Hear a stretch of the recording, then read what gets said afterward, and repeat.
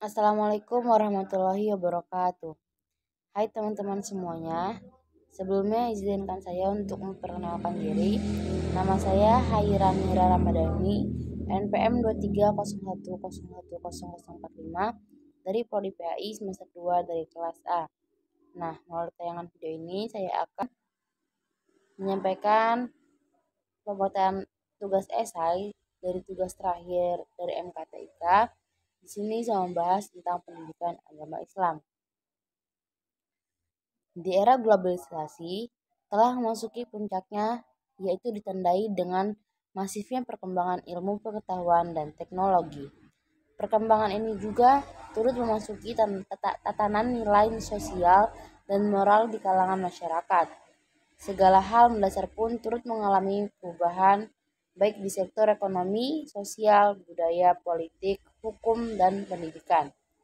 Adapun pendidikan menjadi salah satu segmentasi yang sangat berpengaruh di masa sekarang.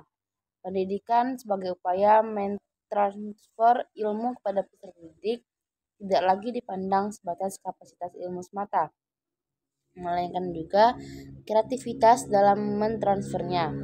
Pendidikan pun tidak hanya berkutat pada peningkatan kapasitas fungsi otak dalam mengolah informasi, tetapi juga mempengaruhi akhlak peserta didik. Di memperkenalkan Islam berada pada garda terdepan dalam memajukan pendidikan. Namun, efek globalisasi tidak hanya membawa perubahan pada ilmu pengetahuan dan teknologi semata, melainkan juga metode dan doktrin-doktrin elit global yang kontradiktif dengan ciri khas pendidikan Islam di seluruh dunia, khususnya di Indonesia. Pendidikan sekarang tidak mampu mengkomodasi peserta didik dalam membendung informasi-informasi yang bernuansa radikal, vulgar, dan konflik penuh. Peserta didik pun juga harus dihadapkan pada teknologi yang sulit mereka atasi. Tidak mengherankan, banyak dari mereka menemukan teknologi yang melek, namun minim pengawasan dan kecerdasan dalam memanfaatkan teknologi tersebut. Mereka sibuk menghabiskan waktu dengan bersosial media dan bermain game. Peserta didik pun sudah banyak terpengaruh mengikuti gaya hidup bangsa barat. Jauh dari koridor Islam, para peserta didik sulit mengidentifikasi mana informasi yang hoax dan mana yang berkualitas. Karena mereka tidak dididik untuk meningkatkan fungsi intelektual, emosional, dan religiusitas. Maraknya seolah-olah sudah tidak lagi mengedepankan dakwah sebagai pembentukan karakter peserta didik. Jarang pula kita menemukan adanya guru-guru yang berinisiatif memberikan kajian Islam seputar urgensi Al-Quran dan As-Sunnah dalam setiap pengajarannya, serta tidak berfungsinya lembaga intra sekolah dalam mengajak peserta didik mempelajari ilmu agama.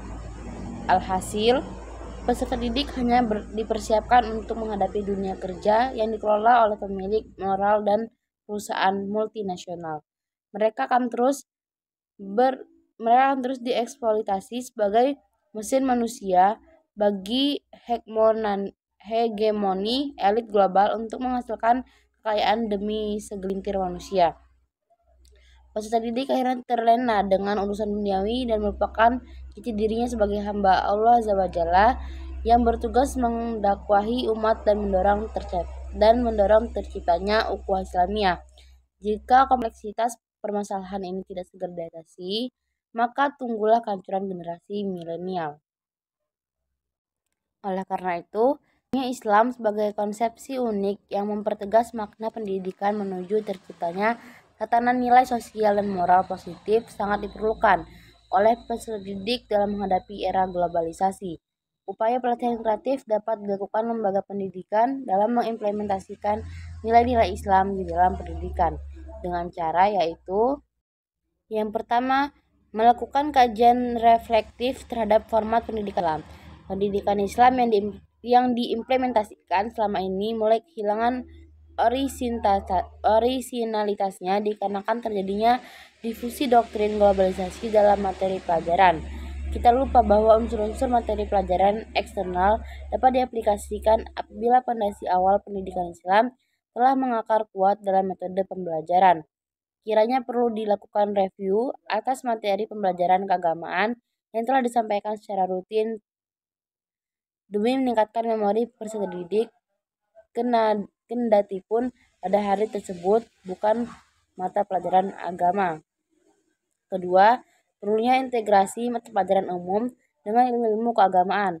Hal ini dilakukan untuk meningkatkan kecerdasan peserta didik dalam mengidentifikasi unsur-unsur globalisasi yang relevan maupun tidak.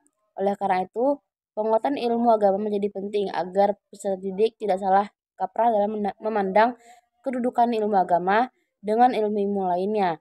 Dengan kata lain, selama ilmu pengetahuan masih relevan, tidak menimbulkan kontradiksi dengan ilmu agama. Selama itu pula, peserta didik mampu mempelajari lebih jauh. Lalu yang ketiga yaitu praktik keagamaan di lingkungan lembaga pendidikan. Kendati konsepsi pendidikan Islam telah diinternalisasikan dengan baik oleh peserta didik di dalam kelas, maka tidak ada salahnya apabila penguasaan kapasitas ilmu agama disempurnakan melalui praktik-praktik peribadatan sehari-hari yang bisa dilakukan oleh segenap sivitas pendidikan lembaga, seperti diselenggarakannya pembinaan keagamaan di sekitar masyarakat, perlombaan yang memacu semangat peserta didik dalam mempelajari ilmu agama, dan kegiatan ekstrakurikuler keagamaan lainnya.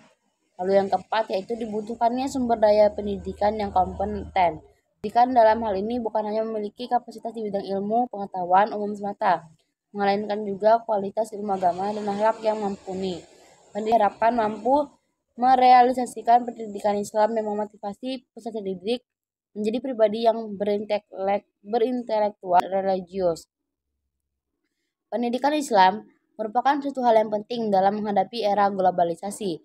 Oleh karena itu, pendidikan Islam merupakan upaya revolusioner dalam membentuk kepribadian melalui pembinaan moral dan intelektual yang koheren dengan tuntutan zaman. Hal ini hanya akan terwujud apabila segenap elemen pendidikan mampu mereformasi sistem yang sudah ada dalam teori dan profetik yang lebih mutakhir sesuai dengan ajaran Islam. Baik teman-teman semuanya, itulah tadi penjabaran yang dapat saya sampaikan. Kurang lebihnya saya mohon maaf. Kepada Allah saya mohon ampun. Semoga apa yang saya sampaikan dapat bermanfaat bagi kita semua. Akhiri, wassalamualaikum warahmatullahi wabarakatuh.